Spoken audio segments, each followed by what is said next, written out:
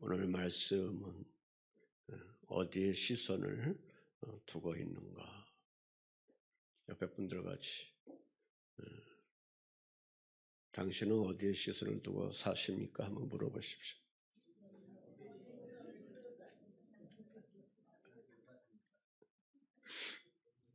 안경을 보십니까? 얼굴만 보십니까? 사랑하는 성도 여러분, 우리는 종종 믿음 생활 하다가도 이런저런 생각에 잠길 때가 많이 있습니다. 내가 그래봐도 목사가 되고 장로가 되고 권사가 되고 집사가 되고 성도가 되어서 하나님의 부름을 받아서 신앙생활하고 있는 그리스도인인데, 이렇게 내가 하나님의 뜻 안에 있으면 내 삶에 방해되는 것이 하나도 없어야 되는데 왜 뜻하지 아니하는 내 인생의 삶에 바람이 이렇게 많이 부는가? 그 바람도 순풍의 바람, 앞으로 잘 나갈 수 있도록 응원하는 바람이 아니고 역풍의 바람, 역풍의 바람을 우리가 맞을 때가 있습니다. 그것도 우리가 불순종해서 역풍의 바람을 맞는 것이 아니라 내가 하나님 말씀 잘 듣고 지키고 순종하는데 불구하고 내 인생길이 평탄하게 가야만 하는데 생각지 아니하게 우리 각자의 삶의 모든 영역에 이렇게 역풍의 바람이 불어서 앞으로 가지도 못하게 하고 뒤로도 가지도 못하게 하고 오도 가지도 못하게 하고 그 안에 가두어서 아주 고통스러움 속에 빠지게 하는 그러한 환경들이 영적으로 주어질 때가 있습니다. 그러나 오늘 본문 말씀을 통해서 우리가 보면 그러한 생각들을 정면으로 깨트려버리는 그러한 말씀을 주 예수 그리스도께서 우리에게 선포하여 주시고 있습니다.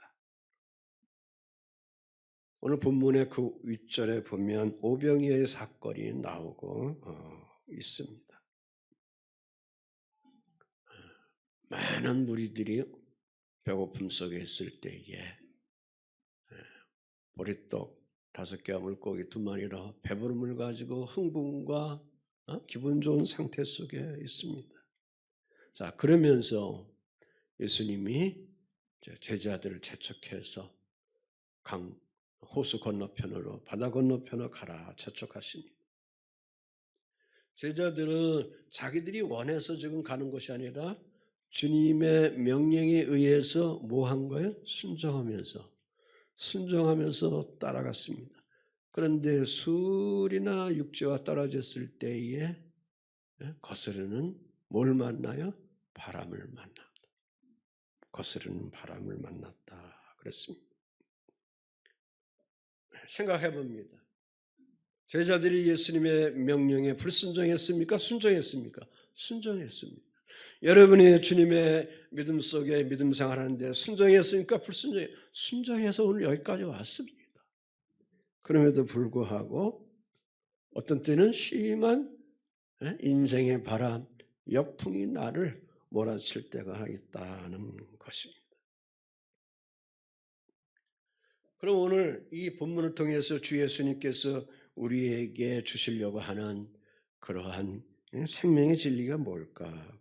그것은 그 고난 속에서도 그 역풍의 바람을 만나는 그러한 삶의 상황 속에서도 너의 시선은, 잘 보세요.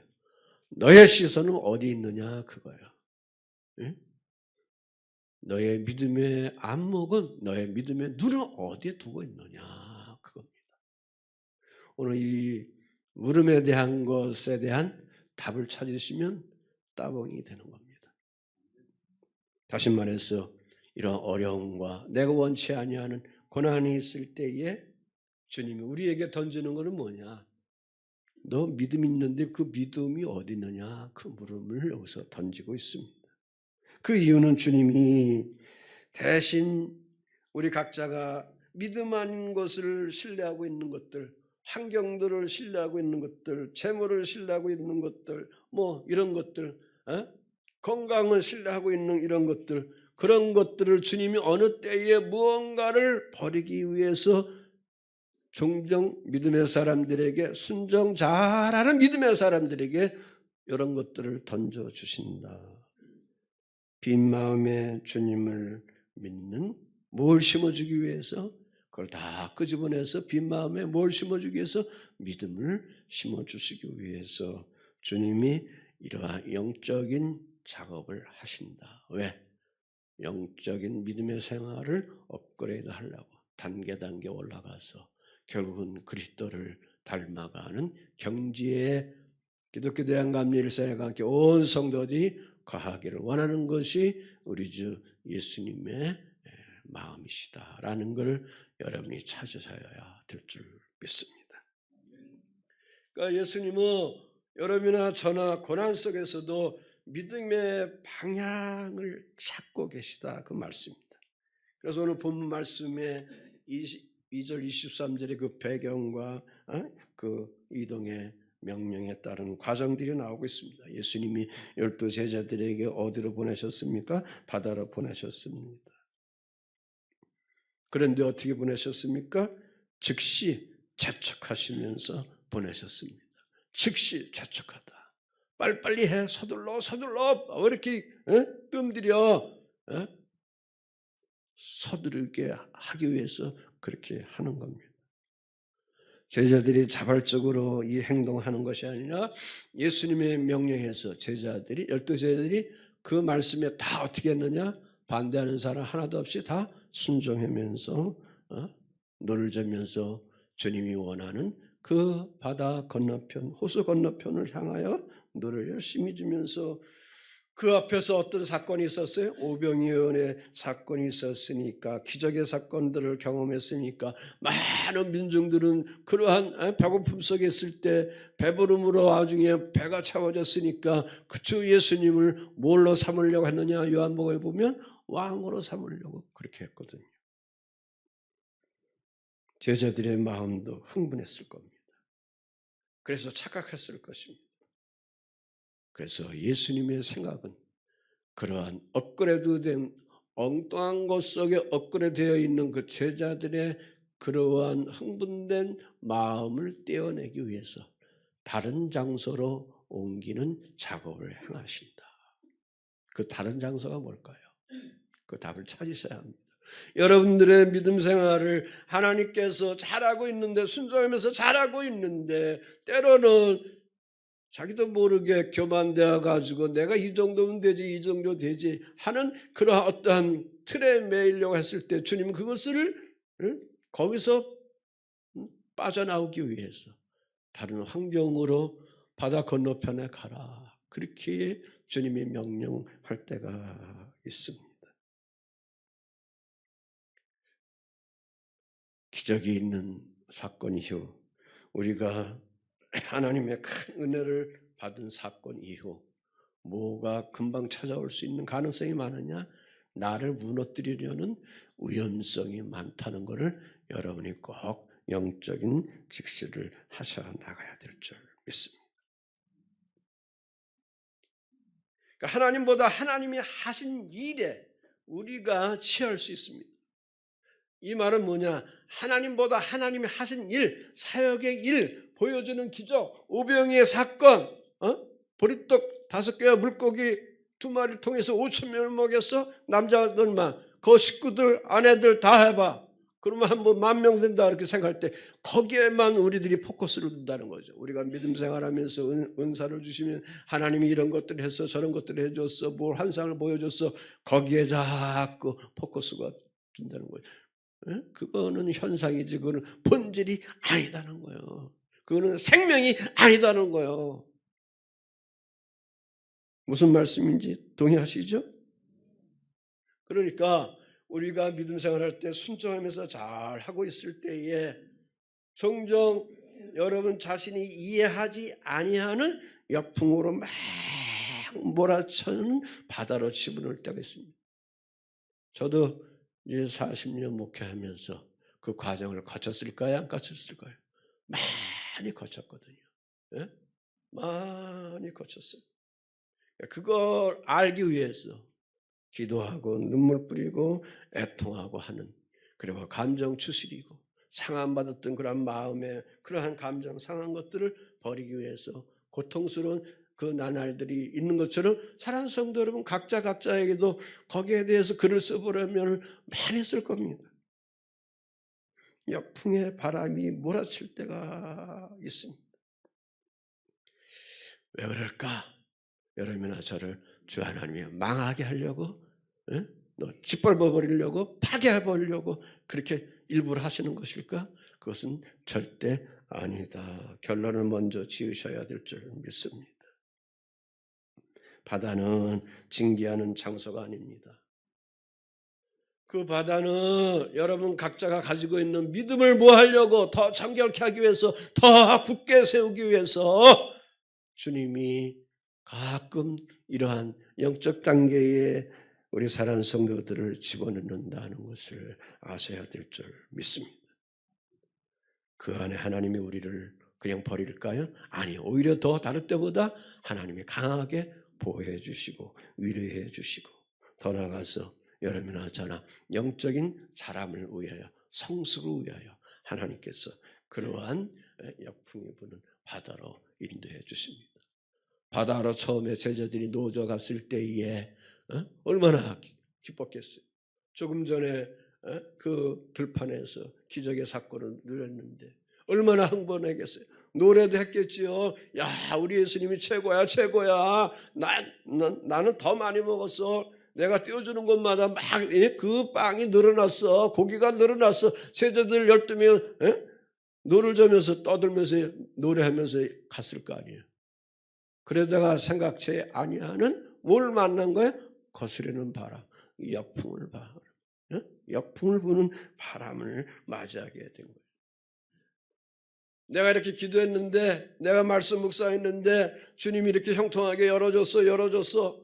더 나아가서 자녀들도 잘 돼, 기업도 잘 되는 것 같아, 나도 건강한 것 같아. 그런데 어느 날 갑자기 내가 이해하지 못하는 그런 문제가 던질 때가 있어요, 없어요? 만날 때가 있어요, 없어요? 있잖아. 그때 하나님이 저울질 하시는 거예요. 여기에 수많은 그리스도인들이 떨어져 버리는 거예요. 주님은 우리를 향한 오늘도 내 안에 믿음 있느냐, 그 성숙함을 체크하기를 원하십니다. 자, 제자들은 지금 노를 저어서 바다를 향하여 가고, 그 시간에 뭘 만났어요? 역풍을 만났어요. 예수님은 뭐하고 있어요? 따로 혼자 계십니다. 의도적으로 제자들과 민중들과 분리시켜서 자기 자신이 하실 일에 대해서 집중하는 시간을 가진 겁니다. 뭐하기 위해서? 산에 오르셔서 뭐하기 위해서? 기도하기 위해서. 아멘. 사역 후에 하나님의 아들도 아버지와 깊은 교제를 하는 뭘 했어요? 기도를 했어요. 일이 중요한 게 아니에요. 예? 일이 중요한 게 아니에요. 교회에 많은 프로그램, 그게 중요한 게 아니에요. 그런 거 끝난 후에 항상 우리가 뭐 해야 되느냐? 하나님과 1:1 그런 사랑의 교제를 꼭 하셔야 됩니다. 근데 대부분 우리가 뭘 실수합니까? 이번 사업 이렇게 했어. 남성교회에서 이렇게 했어. 여성교회에서 이렇게 했어. 우리들이 기도해서 이렇게 했어. 아주 좋았어. 사업을 했는데 돈도 많이 들어왔어. 성경금도 많이 했어. 그게 다가 아니라는 겁니다. 그 후 주님과 나와 그렇게 행했던 그 크기 속에 너는 지금 주님과 어떤 친교의 자리에 있느냐? 어떤 주님과 연애하는 자리에 있느냐? 사랑하는 자리에 있느냐? 그걸 주님이 늘 받기를 원하시는 주님의 거룩한 욕심이 있다는 것을 아셔야 될 줄 믿습니다. 예를 들면 부모님들이, 연세들이 많이 있으셔요. 자녀들과 떨어져 있어요. 떨어져 있어요. 자녀들이, 바쁜 자녀들이 뭐 언제 자주 거기 방문할 수 있겠어요. 그러나 그 자녀들 속에 사랑하는 부모님들에 대한 마음과 존경과 공경하는 것이 늘 그 자식들 속에 마음속에 깊이 내재져 있어야 됩니다. 그래서 가끔 생각할 때 전화 한 통화 하더라도 그 언어 속에 이 녀석들이 그래도 나를 버리지 않는구나, 나를 외롭게 하지 않구나 하는 그러한 감지를 갖도록 하는 것이 우리 자녀들이 해야 할 일인 줄 압니다. 24절에 보면 지금 제자들이 바다에서 고난을 당하고 있습니다. 제자들은 바다 위에서 씨름합니다. 파도와 싸우고 있습니다. 파도가 싸우고 있습니다. 바람이 거스름으로 물결로 말미암아 고난을 당했다 그랬습니다. 순종했는데 역풍 만났습니다. 거스르는 바다, 강한 역풍의 바람이라는 겁니다. 그러니까 우리가 성경 읽을 때 이 바람은 무슨 뜻인가 이런 걸 자꾸 찾으셔야 돼요, 여러분들이. 아셨죠? 그 답을 찾으셔야 돼요. 앞으로 나가려고 할 때 왜 방해가 오는가? 주님 말씀 순종하고 나갔는데 왜 어려운 일들이 나에게 주어지게 되는가? 앞으로 나갈 수도 없고 뒤로 갈 수도 없고 왜 이렇게 만드는가? 오늘 이러한 현실의 문제가 우리의 신앙생활 속에 있게 될 줄 믿습니다. 동시에 지금 뭐가 있느냐? 예수님은 산에 올라가셔서 기도합니다. 제자들은 바다에서 뭐 했어요? 역풍의 바람과 지금 싸우고 있습니다. 동시에 일들이 진행되고 있습니다. 자, 역풍은 뭐냐? 거스르는 바람은 뭐냐? 제자들이 바다에서 잔뼈가 굵은 어부 출신들이 많잖아요. 그런데 그 바람은 노련한 어부 출신의 제자들로 하여금 그걸 이길 수 없는 거예요. 여러분이 믿음 생활하면서 노련해요. 교회 모든 것 잘해요. 노련해요. 노련한 신앙생활을 여러분들이 하고 있어요. 그러나 내 삶 속에 내가 원하지 않은 나를 부딪히게 하는 거스리는 그러한 바람이 올 때에 그거를 내가 신앙생활의 노련함을 가지고 이길 수 있느냐? 정복할 수 있느냐? 아니다. 그게 절대 아니다. 그 말입니다. 그럴 때일수록 우리가 어디 가야 되느냐? 예수님처럼 어디를 가야 돼? 산을 찾아가지고 아버지 하나님 앞에 기도하란 말이야. 아멘. 묵상의 시간을 가지시라 그런 말입니다. 주님과 사랑의 시간을 가지는 겁니다. 주님, 제가 이렇게 원하지 않는 나이가 들어가는데 이게 몸에 이런 암덩어리도 이렇게 생기네요. 사람들이 뭐 다 나이 먹으면 그렇게 주어지게 되죠. 그럴 때 거기에 그 현상 자체에 우리가 묶여가지고 근심하고 두려워하고 걱정하면 치유받지가 않노. 치유받지는 못하게 되는 거예요. 그 시간 속에 오랜만에 또 쉬어보잖아요. 그 시간 속에 자꾸 주님의 마음을 찾을 수 있는 그런 순한 어린 양이 되어가기를 권면을 드려봅니다. 그러니까 영적 생활 속에 믿음 생활 속에 이러한 역풍을 만날 때는 영적으로 성숙시키는 과정이다. 하나님께서 허락하신 뭐다? 시험이야 이거는. 아멘. 그 하나님께서 허락하신 시험은 피할 길을 주셔야 안 주셔요? 고린도전서에 피할 길을 주시는 거야. 우리는 다 그거 알잖아요. 빠져갈 길을 다 알잖아요. 다. 자, 그래서 믿음의 길에서 만나는 고난은 종종 어느 지점에 이 고난이 오는가? 중간 지점에 온다. 중간 지점에. 성장을 더 향하여 꼭지를 향하여 정상을 향하여 막 올라가고 할 때에 거기 올라가기 전에 항상 중간 지점에 하나님이 역풍의 바람으로 우리를 흔들어 보십니다. 체크해 보십니다.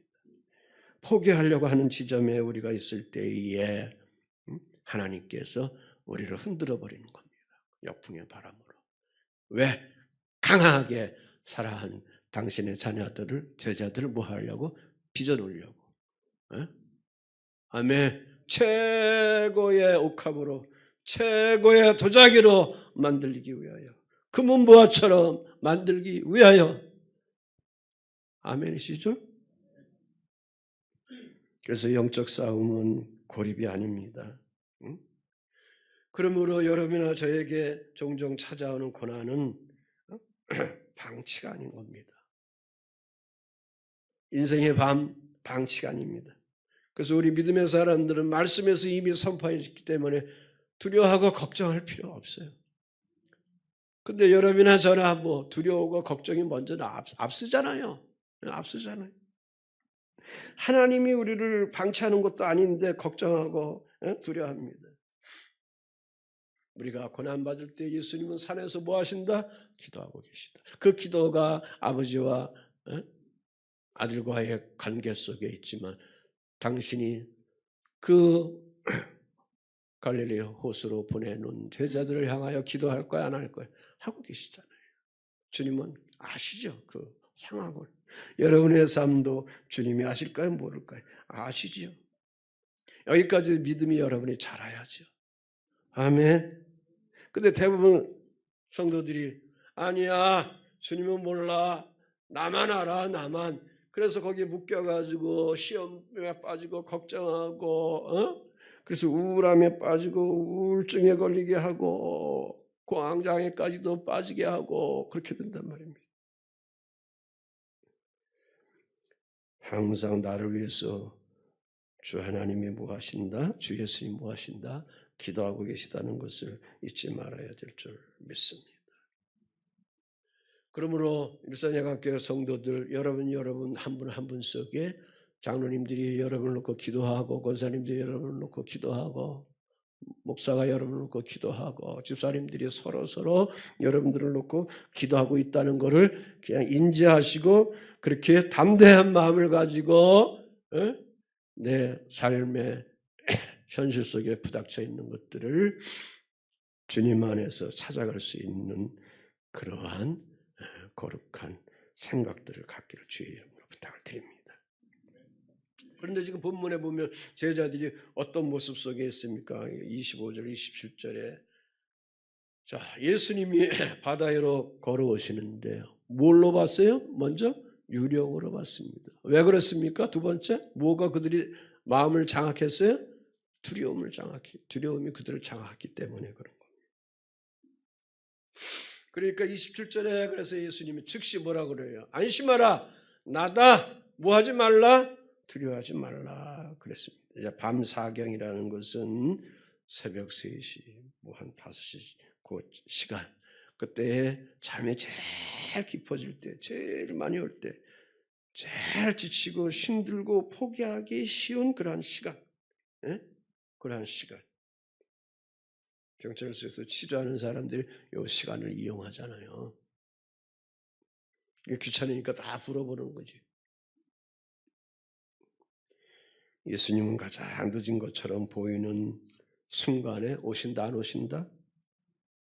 크게 오신다. 아멘. 늦는 것 같아. 그런데 주님은 오셔요. 오라베 나사로가 죽었어요. 마르다, 마리아 그 동생들이 주님이 한테 그 소식을 전했는데도 바로 가셨어요? 안 가셨어요? 안 가셨어요. 그래서 나름대로 상처받고 있었는데 나중에 주님이 오셔서 그 오라비를 어떻게 다 살리잖아요.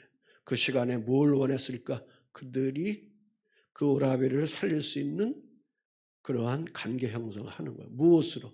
믿음으로 관계 형성을 이루게 하는 거예요. 거기에 주님이 오셔서 명령하시면 하늘문이 열고 생명이 기적적으로 치유의 능력들이 거기서 드러나게 되는 거예요.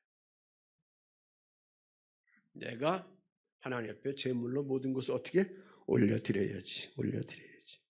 자, 예수님이 오실 때에 그 거스르는 바다를 잠잠해시키고 오셨습니까? 그냥 오셨습니까? 그냥 걸어오시잖아요. 그냥 걸어오시잖아요. 바다 위를 그냥 거셨다. 묵상합니다. 아, 주님이 압도하는 거구나. 주님이 그걸 짓밟고 오시는구나. 처음서부터 그냥 잠잠하라 하는 게 아니고 주님이 겁나가지고 처음서부터 다 잠잠해 내가 가는데 파도 치지 마라 그게 아니라 주님이 오시면서 압도하시면서 짓밟고 오셨다는 거예요. 이 믿음 가지기를 원합니다. 아, 이번 제가 이거 깨달은 거예요. 그래서 먼저 상황을 제거하지 않고 초월해서 접근하시는 거예요. 그래서 성경에서 바다라는 것은 죽음을 얘기하고 혼돈을 얘기하고 두려움을 의미를 가지고 있습니다. 그래서 우리 주 예수님은 우리 각자의 문제를 피하기 위해 오지 않습니다.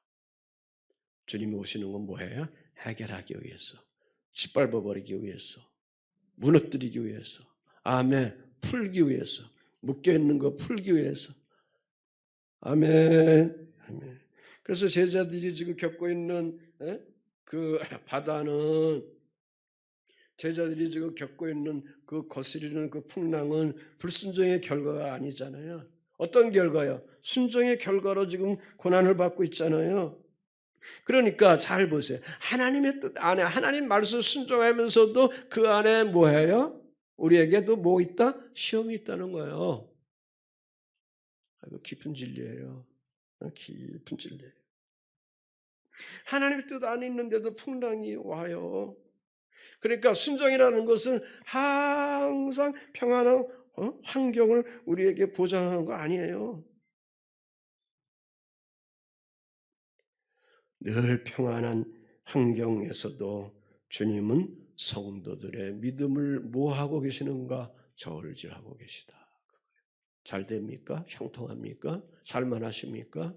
네? 믿음이 이 정도면 될 거다 하고 그런 흥분 속에 있습니까? 더 겸손하고 더 나를 비우고 더 주님과 친밀한 그러한 옥합을 깨버리는 그러한 주님의 자리에 거하기를 주의 이름으로 간곡히 부탁을 드립니다. 아멘. 근데 우리는 이걸 잊어버립니다. 왜? 일을 중심으로 나가니까 그래요. 그래서 제자들이 이게 준비가 안 되니까 주님이 오실 때에 두려움이 그 마음을 지배하니까 그들의 대답은 뭐예요? 예수님이 오는데 유령으로 그들은 보고 있는 거예요. 그래서 무서워서 소리를 지르고 있는 것입니다. 제자들이 예수를 보고도 알아보지를 못합니다. 왜 그랬습니까? 뭐가 지배해서? 두려움이 제자들을 압도하고 있기 때문에. 구원이 왔어요. 구원이 왔어요. 그런데 더 무서워해요.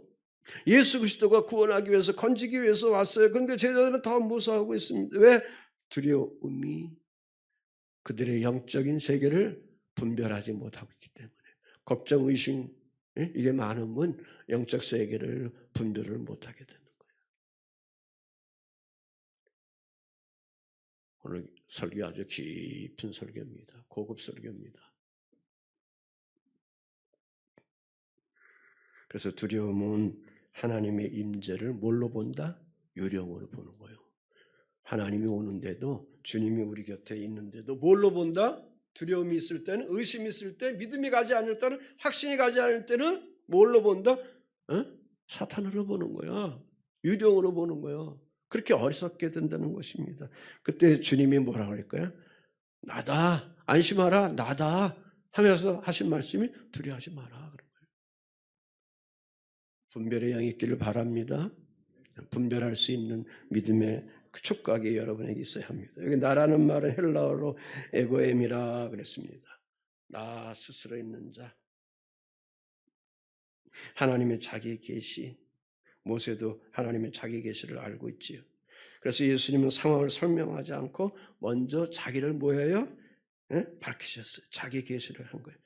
이 말씀은 뭐냐? 여기 보세요. 이 거스르는 풍랑 보지 말고 내가 어려움을 받는 이 상황을 보지 말고 나를 좀 보면 안 되냐? 그 어려울 때에. 그 말씀이에요. 너 고난이 있다고 고난만 보지 말고 역풍의 바람만 생각하지 말고 문제 속에 나를 짓밟는 것만 생각하지 말고 질병만 생각하지 말고 그럴 때에 나를 먼저 보라. 나 주 예수를 보라. 하나님의 아들을 보라. 그 의미입니다. 신앙의 위기는 언제 오는가? 오해에서 시작하는 거예요. 교회에 잡다한 모든 오해, 이러한 시험들은 다 오해에서 오는 거예요. 우리가 주님을 온전히 알지 못하면 오해하게 되면 두려워하게 되는 거예요. 오해하게 되면 그 주님을, 하나님 아들을 뭘로 보느냐? 유령으로 보는 거예요. 귀신으로 보는 거예요. 문제, 고난을 여기서 보지 말라는 거예요. 그것이 아무리 너희들을 압도하도록 지배하고 있다 하더라도 그 상황 속에 누굴 보라? 주 예수 그리스도를 보라. 그거예요. 오늘 세상 삶, 먹고 사는 거, 경제적인 부분 너무나도 힘듭니다. 정치적인 거 너무나도 힘듭니다. 앞으로 이 모든 것들이 다 어렵게 됩니다. 기독교 모든 거 자꾸 국회의원도 이 기독교에 대한 것도 없애려고 자꾸 하는 법까지 만들려고 하는 이런 지경이 옵니다. 전 세계가 그렇게 됩니다. 앞으로. 그럴 때에 여러분 어떻게 할 거예요? 그 어둠의 여론의 물결에 휩쓸릴 거요. 아니면 죽으면 죽으리라 하면서 오직 알곡이 돼서 믿음만 보고 주님과 교제하면서 내 생명을 하나님께 둘 것입니까? 자, 그래서 28절 31절이겠습니다. 이 제자들에게 지금 믿음도 있으면서 의심도 여기 동시에 있습니다. 여기만 한번 읽어봅시다. 28절로 31절 시작. 베드로가 대답하여 이르되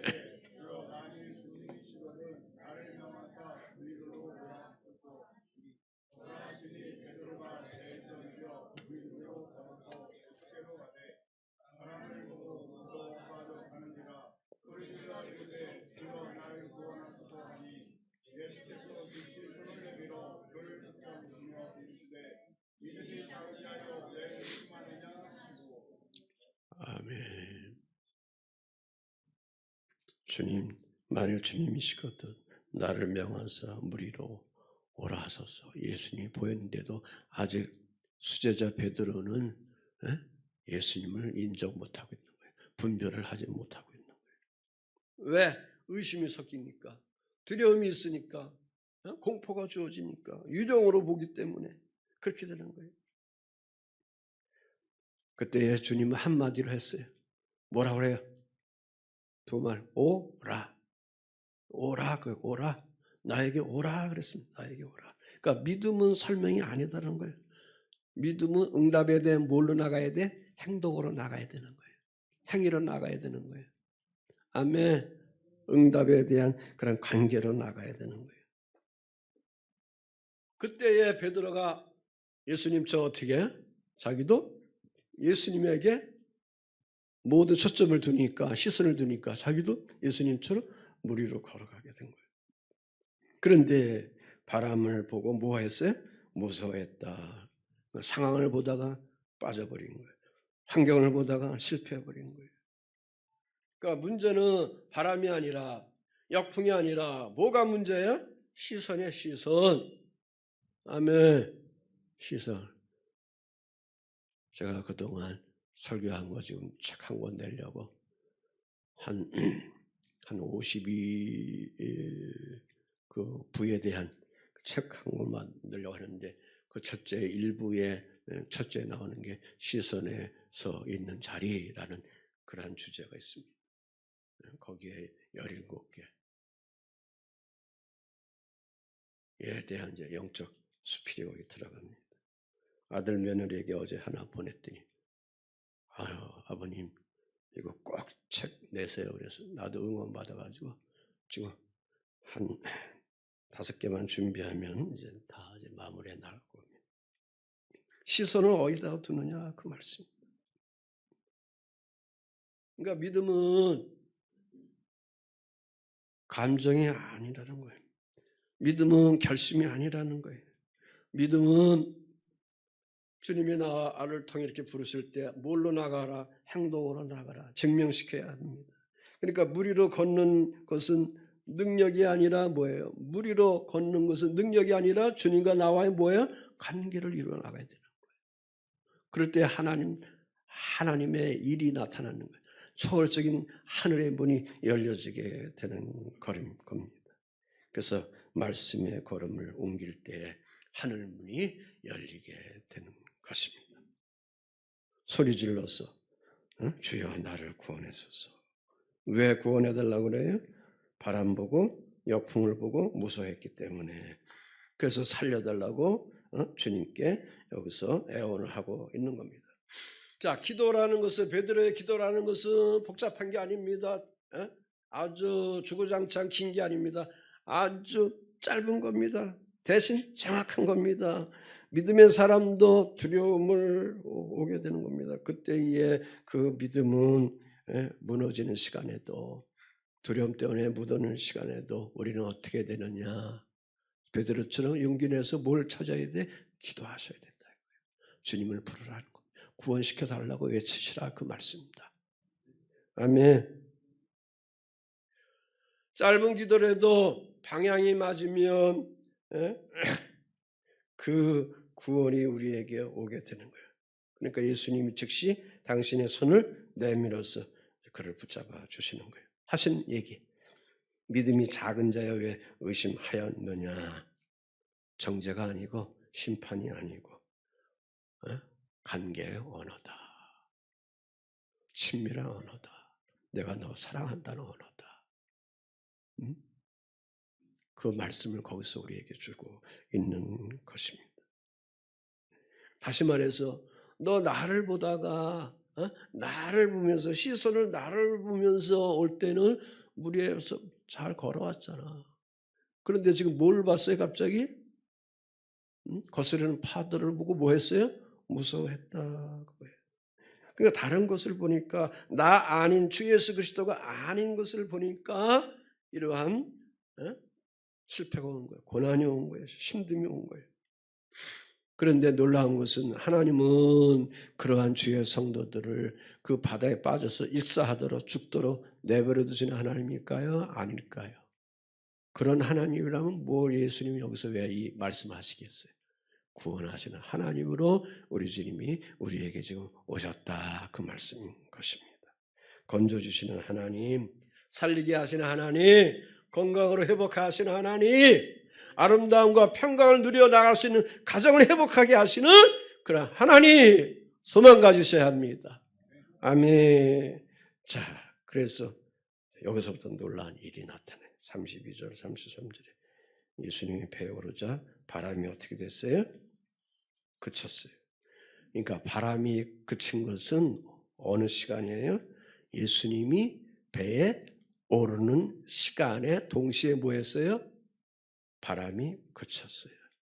예수님이 나에게 순방하실 때, 신방하실 때에 내 환난과 아픔과 고난은 뭐인가? 어떻게 되는가? 사글이 다 눈녹도 없어진다. 그러면 그 어려움과 시험에 대한 이 환난을 우리가 제거하기 위해서는 어떻게 해야 돼?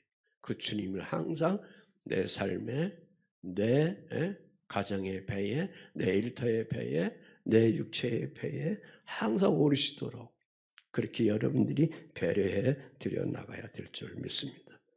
배에 함께 오르며 바람이 그치는지라. 배에 있는 사람들이 예수께 절하며 이르되, 제자들이 절하는 거죠. 진실로 참으로 하나님의 아들입니다. 문제 해결은 환경의 변화가 아니라 주님의 임재하심으로부터 주어지게 되는 거예요. 주님이 찾아오심을 통해서 주어지게 되는 거예요. 그러니까 힘들지, 아픔이 많지요. 그러니까 주님이 자꾸 나의 영에 찾아오시도록 그분을 자꾸 찾으시란 말입니다. 아멘. 기도하라는데 왜 하나님 나한테 이런 어려운 질병을 주고 힘든 일을 주면서 제가 주님 앞에 뭐 신앙생활 제대로 안 했습니까? 못되게 그렇습니까? 그것도 아니고 순종해서 여기까지 했는데 왜 나에게 이러한 이해할 수 없는 어려운 난관의 문제를 주었습니까? 막 그렇게 기도하는 사람들이 허다야 허다해. 그게 아니라는 거예요. 그럴수록 주님을 찾으시라는 거예요. 주님의 사랑 안에 거하는 것을 주님은 원하고 계시다는 거예요. 아멘. 바람이 그치니까 진실로 하나님의 아들입니다. 그랬습니다. 떡의 기적 이후가 아니라 풍랑 이후에 여기 베드로가 고백이 나온 거예요. 오병이에서 배불렀다고 해서 당신이 하나님의 아들입니다. 고백에 나온 것이 아니고 오히려 사람들은 예수를 왕으로 삼으려고 그렇게 했어요. 그런데 저기 베드로 보면은 환난을 받고 역풍의 풍랑을 받고 나서 나온 그 깨달음이 뭐예요? 신앙 고백이 뭐예요?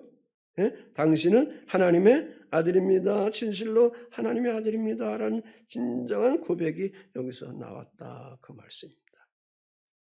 자, 여기 보세요. 고난은 예수 그리스도의 온전한 정체성을 밝혀주는 거다. 그거예요. 어려움이 있으면 그 어려움 속에 주님이 나에게, 내 가정에, 내 일터에, 내 삶에 찾아오시는 그러한 정체성을 밝히는 그 환경이다라는 업그레이드된 그러한 신앙의 영적인 눈을 갖기를 주 예수의 이름으로 응원합니다. 자, 적용에 대한 말씀입니다. 그래서 역풍은 믿음을 파괴하지 않고 뭘 이끈다? 각자의 고백을 이끈다. 고백이라는 것은 제가 하나님 사랑합니다. 구원해 주셔야 합니다. 간절함이 여기서 있는 거예요. 그래서 역풍을 대하는 영적인 우리의 해석입니다. 하나님의 섭리 아래 허락된 성숙의 바람이 있는 거예요. 내 영혼의 근육을 단단하기 위해서 아멘. 방향을 재정렬시키는 경고등이에요. 순정해서 잘 믿음 생활하는데 역풍이 왔을 때에 나를 신앙생활을 재정렬시키기 위해 경고등이다. 아멘. 하나님의 임재를 체험하게 만드는 은혜의 무대다. 그동안 일 중심으로 신앙생활을 했는데 그전에 하나님과 엎드려서 기도하고 눈물 흘려 기도할 때는 하나님의 임재를 잘 누리고 했는데 이제는 이것저것 하다가 신앙생활이 이제 아주 체질화가 되어 있으니까 주님과 사랑의 관계는 다 던져버리고 그냥 의식과 프로그램과 행위적인 것 속에 치중하다가 보니까 주님이 이러한 시험거리를 여러분 각자에게 던지셔서 주님이 여러분 각자와 사랑의 교제를 나누기를 원하신다는 거예요. 그걸 동의하셔야 돼요. 아멘. 임마누엘 하나님을 만나게 해주는 그 길이 역풍의 바람입니다. 그런데 역풍을 만나는 과정 속에 우리 성도들이 두려워하는 마음들이 있습니다. 통제할 수 없는 상황 앞에 나타나는 일이 있을 때 근원적으로 불안하게 하는 겁니다. 보이는 것만 판단하는 감각 중심의 신앙이 여기서 드러나게 되는 겁니다. 그래서 두려움은 상황을 확대하고 믿음은 하나님의 약속을 확대시키는 겁니다. 자기 안에 숨겨진 욕망과 불신의 진동이 여기서 주어지게 되는 겁니다. 자, 그러므로 역풍은 여러분과 저를 넘어뜨리게 하는 하나님의 전략이 아닙니다. 역풍은 여러분과 저를 하나님의 사랑에 집어넣기 위해서, 밀어넣기 위해서 하는 하나님의 고단수의 그러한 우리를 구원시키는 하나님의 방법론이다. 결론입니다. 사랑하는 성도 여러분, 여러분의 삶의 역풍은 결코 하나님의 부재의 증거가 아닙니다. 하나님이 없는 게 아닙니다. 성령 하나님이 더 가까이 오시는 발걸음의 소리인 것입니다. 역풍이 부는 삶의 바다는 피할 수 없는 믿음의 자리인 것입니다. 바람은 믿음을 드러내는 도구입니다. 예수님은 언제나 바다 위에 우리를 향해 오십니다. 묻습니다. 성도들과 제가 믿음이 무엇입니까? 물 위를 걷는 것이 능력입니까? 그것이 아니라는 거예요. 이거는 현상이에요. 여기에 포인트 두지 마세요. 아멘. 은사에 포인트 두지 마세요. 주 예수 그리스도께 뭐하라? 시선으로 관계 맺는 믿음을 가지라 그겁니다. 빠질 때 부를 수 있는 이름이 있는가? 고난이 왔을 때, 역풍이 있을 때에 부를 수 있는 이름, 주 예수 그리스도를 부를 수 있는 이름이 있느냐? 붙들 손이 누구의 손인가? 주님의 손인가? 아들의 손인가? 물질의 손인가? 이거예요. 그래서 여기서 여러분이 믿음을 찾아 나가야 됩니다. 역풍의 바람 속에 성도들에게 주님이 꼭 한 말씀 하십니다. 안심하라, 나다, 두려워하지 말라.